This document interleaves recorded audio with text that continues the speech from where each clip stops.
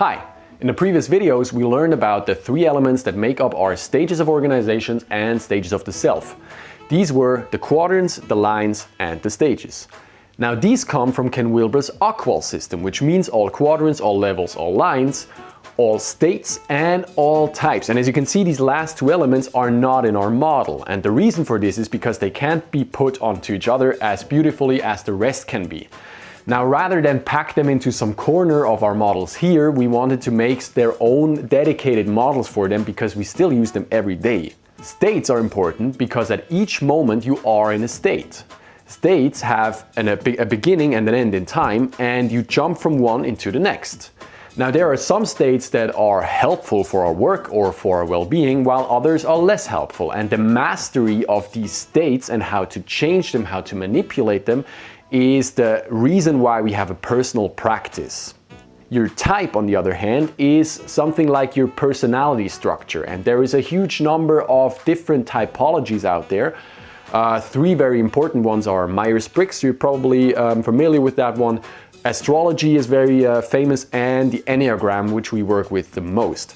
Some of them are more helpful than others, but knowing your type means that you know how you yourself work, what your mechanisms are, what your patterns are, and how you can change them and influence them. Also, it helps you understand interactions with other people better, because other types interpret the world completely different and even perceive it completely different. So knowing your type and knowing the other person's type can tell you a big deal about what's working in your relationship and what is not, and why that is. Now, these models are made particularly for you to understand the stages of development, the evolution of consciousness. And we think that there is nothing more important we could be doing right now than to get this knowledge out there. All global, complicated and big problems that we're facing today are products of the first tier of development, which is the first tier of stages. All of these stages have one thing in common.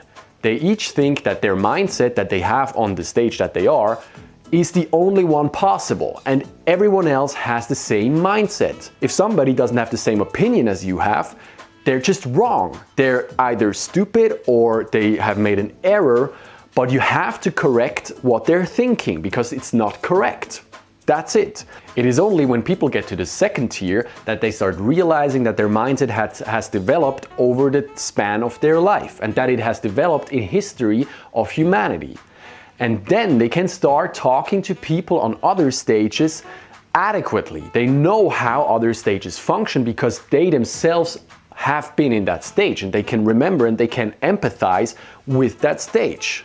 And that's where these maps come into play, because they're made for you to get a good picture of how these stages and how the evolution is taking place in real life. So we made two of them. There's stages of the self and stages of organizations. And yes, as you can see, we put the stages on there in concentric circles.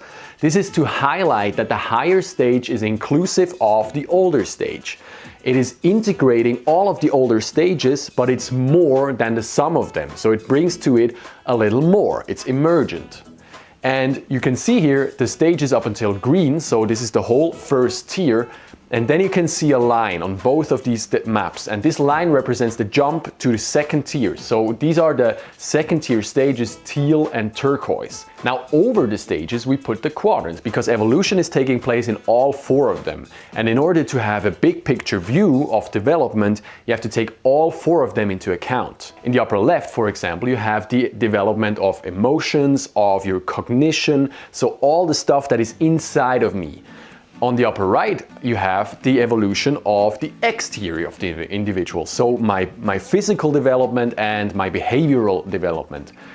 In the lower right, you have stuff like functions and structures that develop over time when people come together, so for example, technological innovation.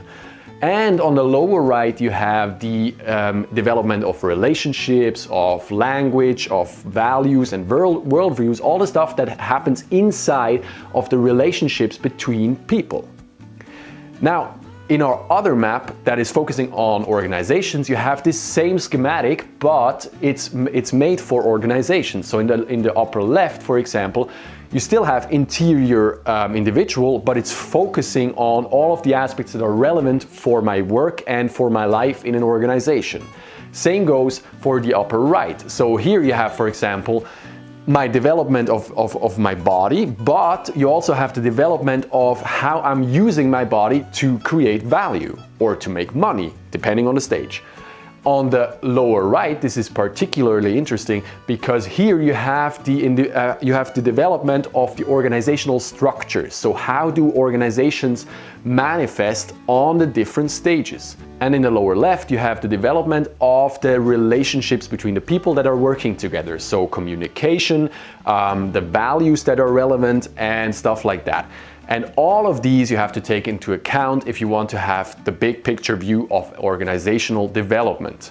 Now the third element is the developmental lines, and as you can see there are lines on both of these maps and we put them into the quadrants because they each focus on one quadrant. Now there are three types of lines that we have in these maps, and the first one is based on loads of amounts of research that we could take into account.